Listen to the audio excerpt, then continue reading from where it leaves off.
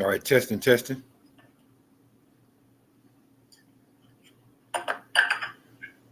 All right, testing, testing. Cool. I just make sure this works.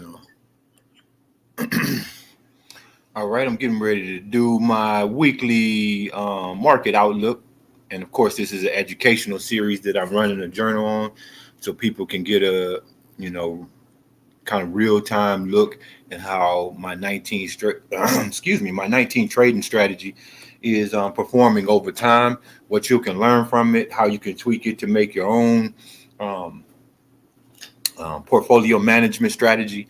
And so I'll just be covering this information. Hope to get some people in that may have some questions um, that want to better their performance as well. So I'll be looking forward to anyone who comes in. In just a minute, I'll kind of get started and cover some of this market info. Um, it's an open talk, so I'll be kind of peeking back over to the the the interface here to see if anybody comes in. If you have any questions, you want me to pull up an asset of your choice and see how it's performing with the 19. I can certainly do that as well.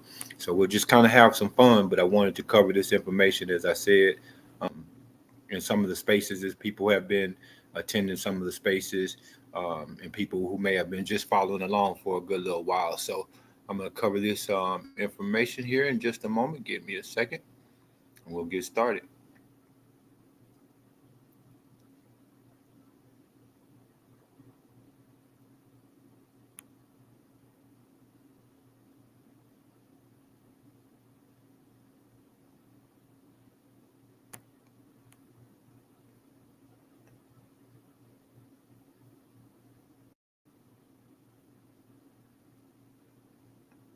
All right, I got some people coming in, so I'm gonna I'm gonna invite y'all to the screen.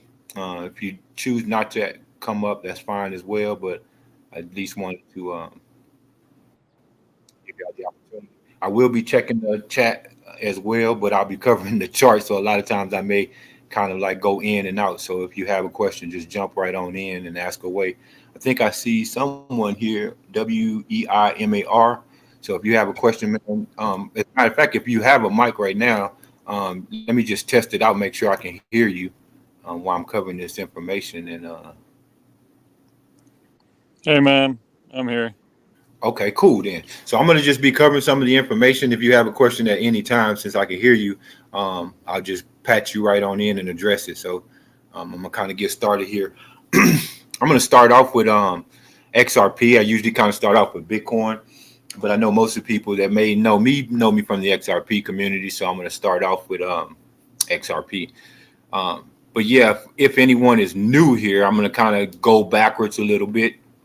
So my trading methodology centers around my thesis that this yellow line, which is the 19 exponential moving average, is a very critical moving average that essentially trends pivot off of, right?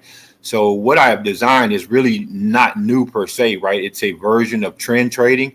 So you can Google trend trading and see how other people articulate how to trade around trends.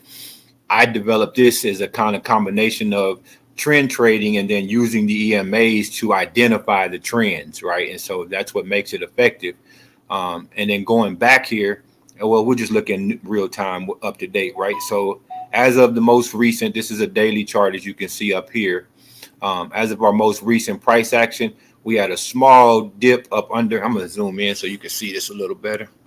But we had a small dip right here under the 19, quickly recovered. So again, this was a mere two trades. If you because you have to stay disciplined. Anytime price breaks under this 18, in my method, right, I'm taking some portion off the table in order to catch this, right. But again, you don't really lose anything because as we had here, price recovered. You could essentially enter right back in at the same price, right, and so you should be in all on your XRP portfolio now because we're above this 19 exponential moving average, right? So this is where you would have went out, and this is where you would have went back in. Excuse me, just a moment. And this is where you would have went back in. And so you're back on the buy side right now. And the interesting thing is, as we see where our resistance is, right? Our resistance is actually this next successive moving average that I have in my algorithm, right? So price is not necessarily responding over here to a particular price. What it's responding to is this declining, right, exponential moving average. And as it kind of declines and level off, you start to see this level off in the accumulation of these candles as well. So we see how it pushed up, tested this one. We see how it's pushed up and tested this one and failed. So what we're going to be looking for over time is to come and establish support above this EMA here. And then we'll also be looking to break through this one, establish support, etc., as we move up. So all of these other EMAs here give you great indicators of where your resistance is at. And what you want to do is get into like what I call the price discovery range. So after you kind of break through your last EMA in this range, right, you're kind of in price discovery. Now, you're not completely in price discovery, as I'm going to change over to the weekly and you'll see the health of the asset on a more longer time frame. So this is a shorter time frame as I particularly like to look at the daily, and we can see back historically at these, you know, small changes in the trend, right? Because we're on a daily, which means essentially that until your trend turns on the weekly, any of these can change back within a 7-day period, right? Because it's just a daily chart. So we see that we did kind of break the trend here. We lost it, went back down, which is great, right? Because you picked up more XRP here. So this is the most advantageous thing about my trading method is you catch these downs and add to your bags. So never think that price decline is a bad thing. It's probably the best thing if you're making the moves, right? So we had a pick up here, more XRP. We had a break above, which we, you know, had to act on that, right? Go back into your buy. We had to go back into our sale here. We picked up more XRP. We had to go back into our buy here, right? And we went up. We had to go back into our sale here, picked up more XRP. We went back into our buy here. And it's kind of where we're at today, minus these two kind of like net trades that were here. So that gives you an indication of what you're essentially doing with this method is you're just, you know, showing discipline and making each one of these moves as it breaks above or below this 19 exponential moving average. Now I'm showing this on a daily chart because we got down here in the bottom range, and most people need to know, more importantly, when the trend is kind of turning back positive so that they can get it back on the buy side, right? So you're going to get that early indicator here on the daily chart. You don't want to go down to 4 hour because it could change literally within the day. So you're not getting much of a trend there. But on this daily, it does give you early entries for your trend. So we had an entry here at about 34 cents. We had an entry here at about 33 cents, right? We had an entry here at about 33 cents. We had an entry here at about 35 cents, right? So these are kind of your entry ranges. Now I'm going to switch over to the weekly chart, which is more important, right? Because this is your long-term trend if we're ever going to make some significant move to the upside. So as I switch to the weekly chart, right, now we can see we hit our bottom here, all right? We're above the 3, but what we're looking for is this 3 to cross over this blue line, which is the 9 exponential moving average. And that's going to give us our momentum to continue this positive move, right? We're caught kind of in this squeeze right now. But what we're waiting on is for a price to break above the 9, establish some support, and hopefully get the 3 to cross over the 9. Anytime a lower moving average crosses a higher number moving average, right, either up or down, you get momentum in that direction. So this is what we're looking for, this 3 to cross the 9.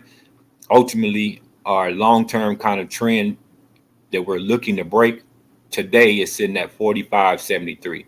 So if you want to remember any particular significant number, right, that 45.73 today is where we're looking to break the longer-term trend on the weekly, which is the most significant break, right? And we can see that back historically, even on the down break. So we broke down here. We had to go out because that's just the rule. And we picked up a whole lot of XRP by making that move, right? And that's the moves that we're looking for as we go back up.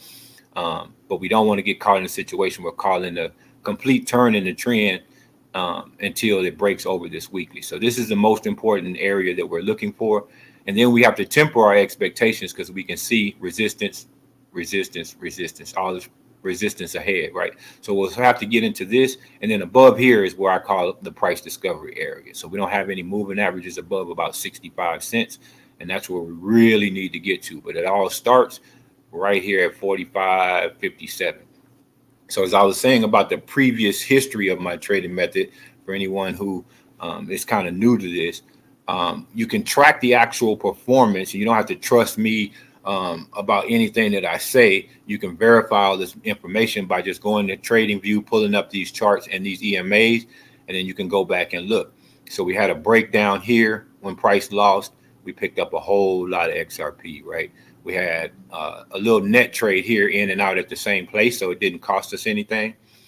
And so it's important that people understand that, right? Because people always think that if they trade out of an asset, somehow they have the potential of losing out on making a whole lot of money. And it's just not the case, because you have your entries whenever you exit, right? So even if price bounce, you're going to go right back in as soon as it breaks over the 18. You're never going to get stuck on the wrong side. Here you have a clear break to the upside, right? And that was your move that got you paid, right? We can go all the way back here. The trend clearly shows you the break of the 19 went to, essentially our most recent all-time high. So as you can see throughout the history of this asset, even if I were to go back to the previous bull run, where is it at? Back in this area. Even if I were to go back in the previous bull run, it always responded to this 19. So we had a little choppiness going on, finally broke above the 18 all-time high, lost it, right? Tried to fight it, lost it, and then you made a whole lot of XRP.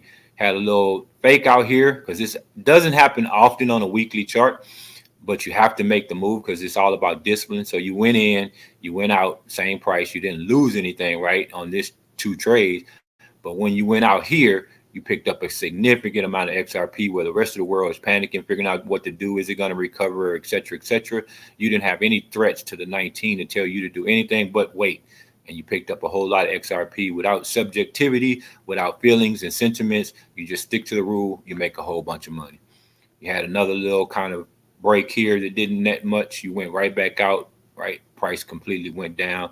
So there's no time in the history of this asset that you can't trade off of this 19, particularly on a weekly chart, or you can even use a monthly chart. You'll just have, like, if you're using a monthly chart, your exits are going to be lower, so you're going to lose off of exiting on a weekly chart, stuff like that. But I just wanted to show that the history of this, no matter how it goes, right? You break down, you pick up more. You break up when it tells you, break down, you make more. There's not a time when it's not consistent, ever.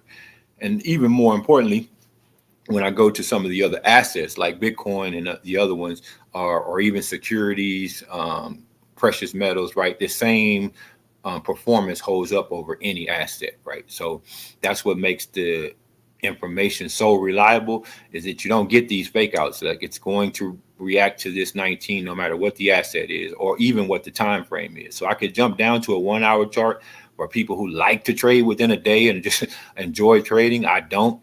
But even in an hourly chart, right, the same dynamics will show. And some people ask me, like, if you're just using a 19, again, why are all these other moving averages up there? But as I said before, whenever lower numbers are crossing higher numbers, you get momentum in that direction. So as we see here, the 3 started to cross the 9, the 3s crossed the 18, then the 9 started to cross the 18, and all this was doing was increasing our momentum to the downside. Now, interesting enough, our support came in right here in these moving averages.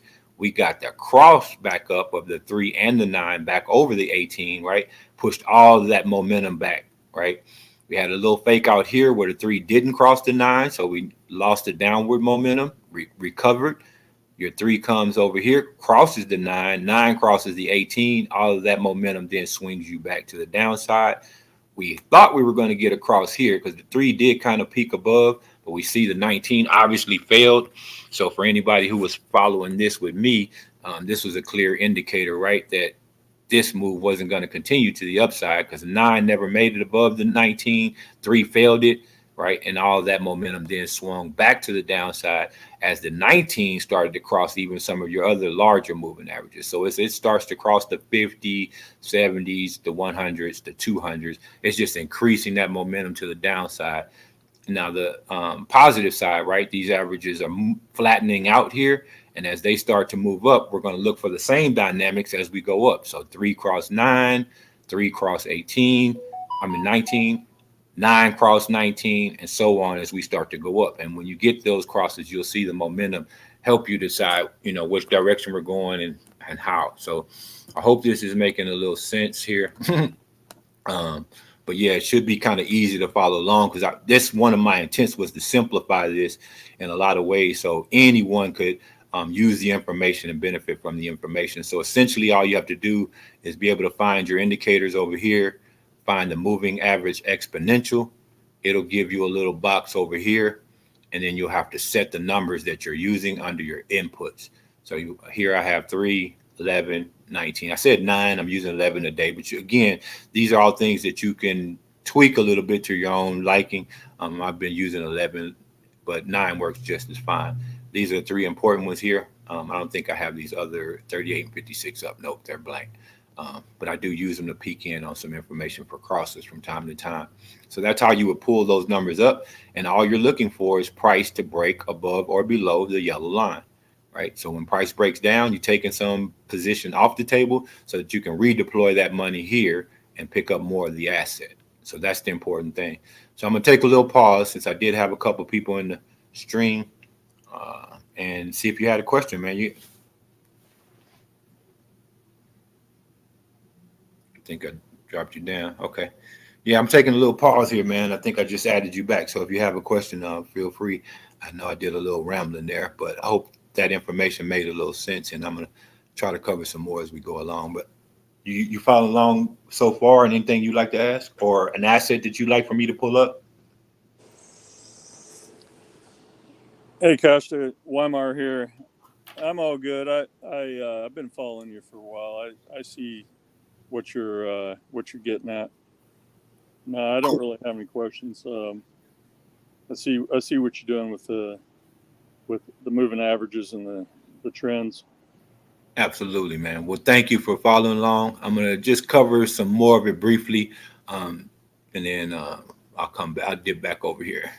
So I'm going to switch over to Bitcoin so we can see where Bitcoin is at today.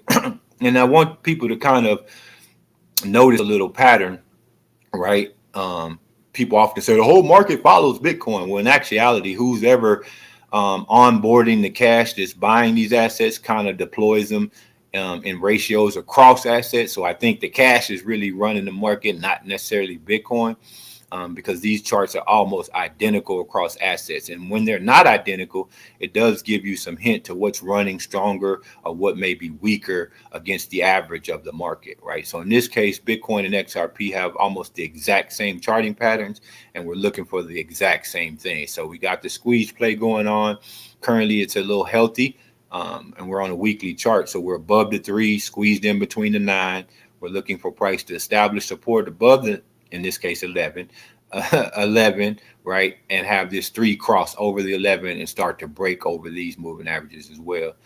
Interesting thing with Bitcoin is we can see here, this 19 never crossed the 200 and it's starting to flatten out before it does. Because if that 19 had crossed this orange line, right, we would have seen this momentum then swing this price back down and all this would have been lost, right? So this flattening out and preventing from crossing here is very important.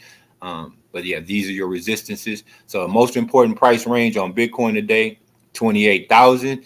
Get above 28,000, we officially turn the trend back positive on a longer time frame with these still resistances above that you would have to break through. Price discovery range today would be at about 35,500, so you can round that up a little bit, just say 36,000. And then you kind of get into that price discovery range. So that's the important numbers today on Bitcoin. But I just want to go back and compare that to XRP when I show this 19 in relationship to this orange line, and you can see exactly what I was referring to, right? So during that time, XRP got weaker, right? Very similar patterns, but because it had a little weaker health, right? The 19 did cross here, and it kind of held XRP down. And now we need to get that momentum back as we cross back up. So that's where we're looking at. I'm going to jump back to Bitcoin just here in a minute. And I'm going to switch over to the daily chart so we can get a little peek at what's kind of going on with the now. Zoom this in a little bit. So this is what we're looking at. These were our entries, exit, more Bitcoin, entry, exit. You may have made a little more Bitcoin. You might have just netted it and went back in, but you went back in and we're hovering above it. We haven't really lost it. So you should be on your inside on all your Bitcoin holdings. And as you can see, obviously, right, this excessive EMA right now is providing our most difficult resistance. So we need to get above this EMA. And of course, we have these other ones ahead of us, right? So on the daily, 26.6 or so, right, is what we're trying to get above. So these give you some clear numbers to look at, but you definitely should be on your buy side, because as of today, we're above that 19. So you should be in on your Bitcoin. I'm going to switch over to Ethereum. Interesting thing with Ethereum, right, is you're looking at the pattern, almost similar pattern, right? But the difference is when Ethereum broke the 19 here, right, it went hot and never cooled off. So, it's easy to trade this Ethereum. You did have a little peak here. You might have went out, came right back in. You're comfortably just making profits. But the interesting thing about Ethereum, right, and we can clearly see when we have this formula up, we did have a little break here too. But we can clearly see is that Bitcoin is fighting this EMA, right? If we go to its chart, Ethereum fought this one, and fought this one as it moved up. Like each one of these were the actual resistance. And this is what I try to tell people. When you deal with math, the probability of this happening across every asset is probably, too far off to be coincidental or any kind of just natural event, right? It's literally something is monitoring these EMAs and it's responding accordingly with their moves and their buys and sells. But importantly here with ETH, it did break above this 100, right? And so now its next one is here, right, around 2100. So that's our resistance for Ethereum. And we zoomed in, we can see here I might even have to take the bars off to make it more clear to see. Y'all can see how I do this from time to time. But if you want to take these bars away, we can see what's going on. We got a 3 crossing it, so it's giving us momentum to eventually turn this into support. The 19 is crossing this bigger moving average. It has this baby blue one to cross, right? The actual 11 can then cross. So we're getting this potential of all of these crosses getting back over and continuing this move to the other side. So Ethereum looks very strong whenever you look at it with this algorithm that I use. You can clearly see that it's showing very good strength in the market right now and willing to go on and take on this higher moving average here. Not all the assets are like that. One that I'll just kind of quickly peek in on is Quant, because I've been following it, and you can kind of clearly see the same dynamics. It broke out way back here at about 57 on the daily. Never kind of really looked back other than this breakdown. Used the last moving average as support, recovered, you went back in, but it took on all of these. So where Ethereum's taking on the white one here, Quant is kind of leading the pack and it's already gone up to that last one, and it actually broke above it and it's getting good support above it. But those same dynamics happen to get us there. So all of these crossed to continue that momentum, and we're sitting here now with the 19 getting ready to cross over this 200. So, Quant has some room to grow right now. It's just showing good health in the market. We did want to find out where our potential resistance is on Quant. I jumped back over to the weekly. Interesting thing about the weekly, it's probably one of the only assets that has gotten above the 19 on a weekly chart. So it's already made the significant move we're looking for on some of the other assets. Got the 3 cross, trying to cross the 9. So it's showing big strength over here. So, yeah, I mean, Quant's just one of those ones. I know ETH Classic was one as well. But the important thing to know, and I need to go back to the daily to show this, that even though Quant is running pretty good right now, it is important to know that if you want to early exit, your price right now today is going to be 109. It breaks that daily. You want to go ahead and take some position back, because you never know when these trends turn. So just keep watch on that 109 if you're in Quant, and you could potentially pick up some free Quant if that trend turns. So, but it, showing strength at the moment on the weekly. So we don't have any indicators that it's just going to break back down like that. So Quant's looking good. I'll show quick over to Ethereum Classic. Same thing here. ETH Classic broke above the 19, broke above all those, is in that price discovery range that I speak about. If we zoom in a little bit, we can see the 9 is trying to cross that 19, is getting ready to give some more momentum. If the 19 starts to cross this area of EMAs, it's going to continue that. So from strength wise, Ethereum Classic is looking very good. That would be what I would say as of today. I wanted to look at Ethereum on the weekly just real quick. I think I showed the daily only. But yeah, on the weekly, Ethereum has yet to pass over this 19, but it's right there. So Ethereum is inching up to the most important metric that I use, is these crosses and recoveries over the 19. And historically, I could go back and show how important this is, but this is a big thing and it's getting there. So 3 is crossing. Let's see if I can zoom in a little more and see what else we got going on. 9 is kind of just now ticking up, so it's going to have to try to eventually take on the 19. Same with this 3. So we got a little gap in here, but if we can get these crosses, it should break that and get into the area that we're looking for. So Ethereum is showing a lot of strength right now, so it's encouraging. And just know where your exit point is at to take something off the table if you do happen to break down. And again, that would have been about today's number 1625 or so.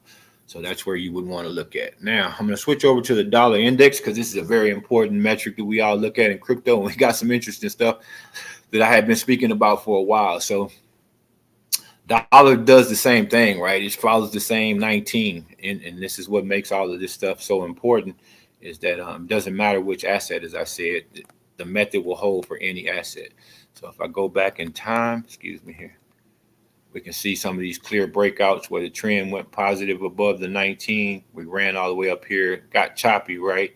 But eventually it's breaking down now. But not only is it breaking down, we got that 3 to cross. We're down here threatening this other lower moving average.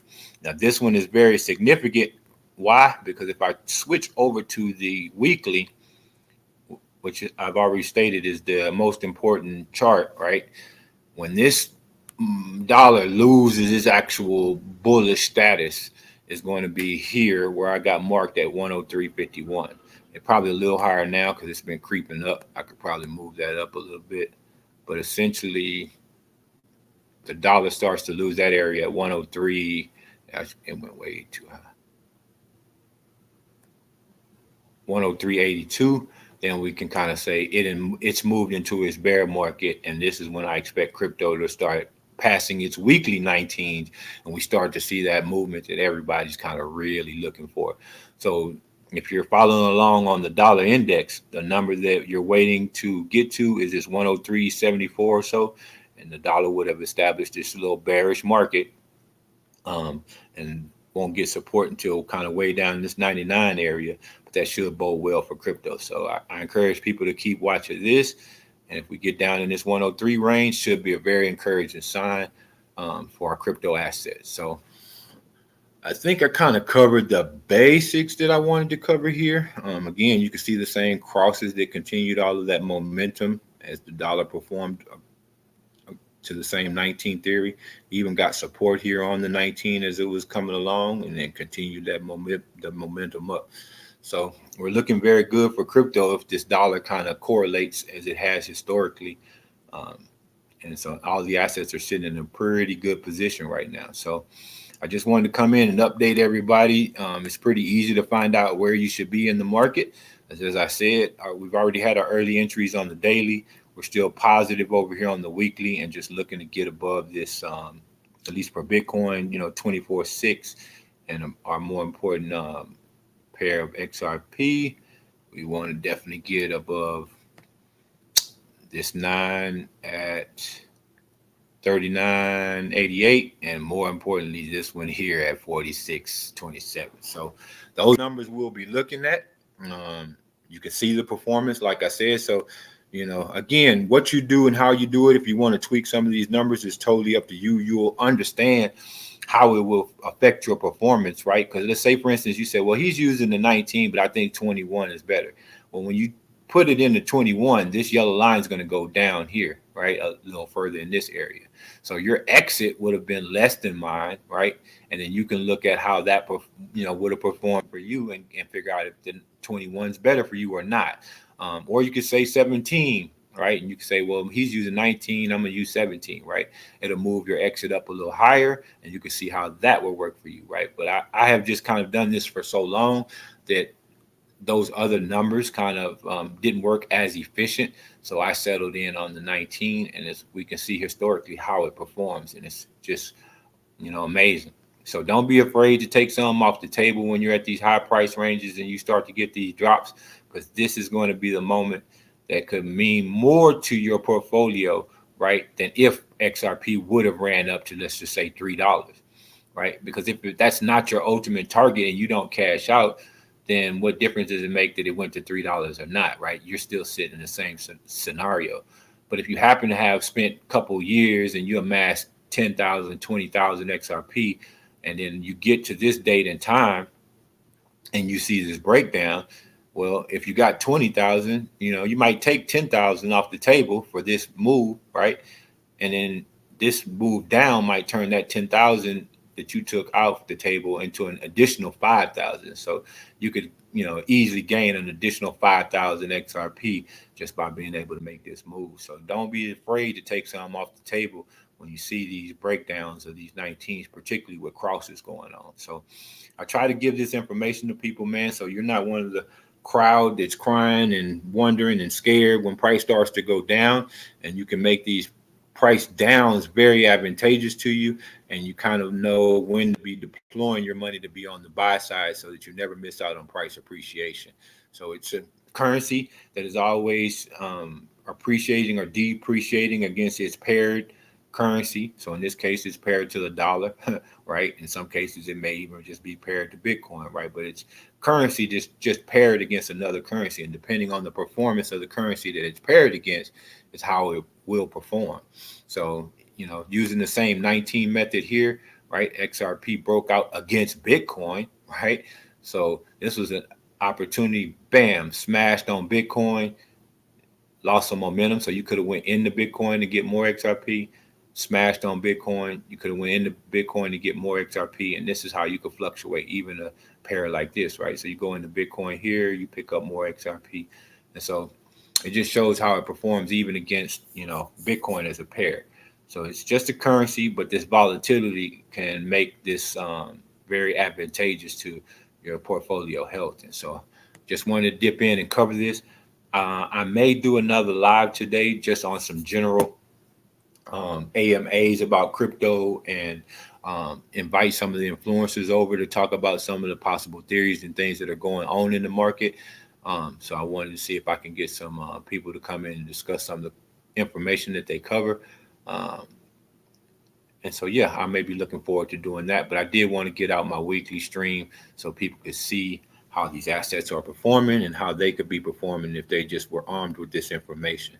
So I haven't found a flaw in it yet. I've opened it up to the whole world to be critical of it and be critical of me. So I wasn't kind of facing any of that fear.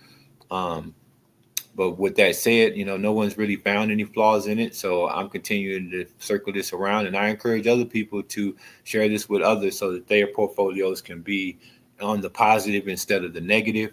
And I think the more successful people that we have in this space, the more we can bring new people into the space. And we're not having to rely on them saying, hey, look, just hold this, right? And, this company or this government or somebody's going to eventually make it, some higher value some kind of way, right? Which may happen. Who knows, right? But at the end of the day, this puts the power back into your hand to use the asset to benefit your life.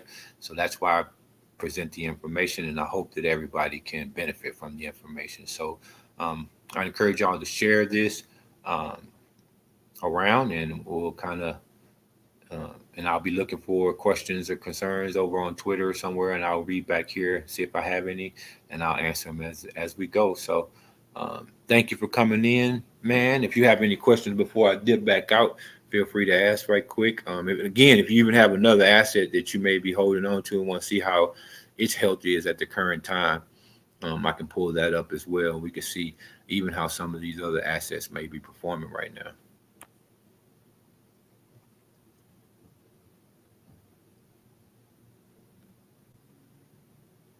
Do a quick look over here on BNB for anybody that may be interested. I know it got kind of hot recently.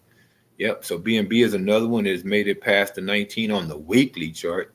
So it's showing real strength, and it's taking on that last moving average before it gets in the price discovery range. So BNB is looking good.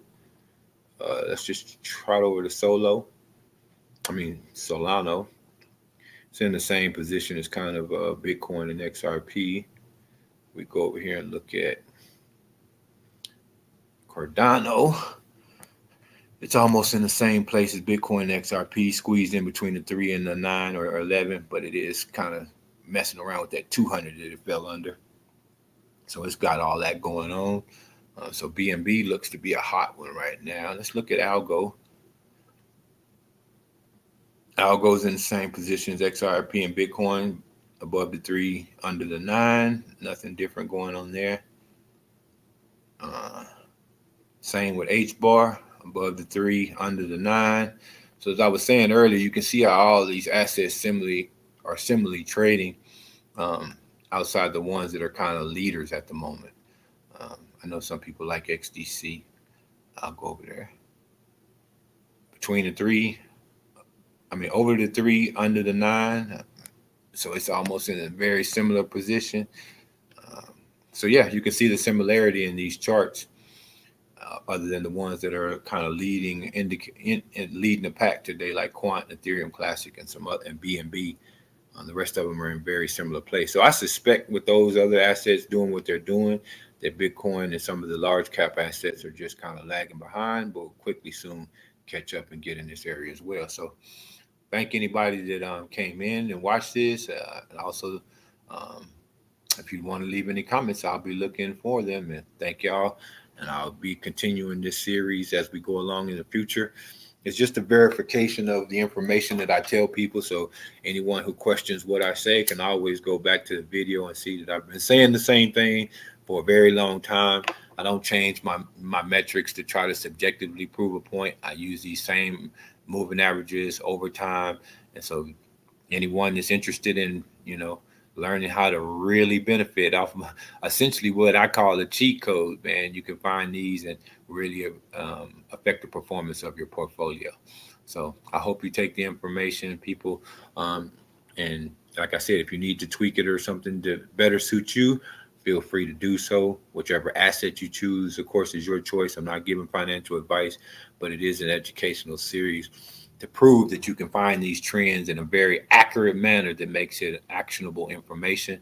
Because I respect a lot of other things that get said in this space, but a lot of it's not actionable information a lot of times, right? So, yeah, we got a lot of news out about CBDC partners and Ripple building on CBDCs and new partners and partnerships and all of that, right? But how do you trade that information, right? At the end of the day, I think that if you're not responsible with how you put that information out, what you're actually doing is increasing people's anxiety, or what we call FOMO, right? And they're like, oh, new partner, and they maybe overextend what they're putting into the market. They're buying at the wrong time, right? And then the opposite of that is sometimes you may inadvertently cause fear. You have people taking out money at the wrong time, et cetera, et cetera, et cetera. So I encourage influencers to put context to the information so that you're not just giving dry information, but putting some context to it. Of course, you're not trying to tell people what to do with their money or what asset, but just put context to your information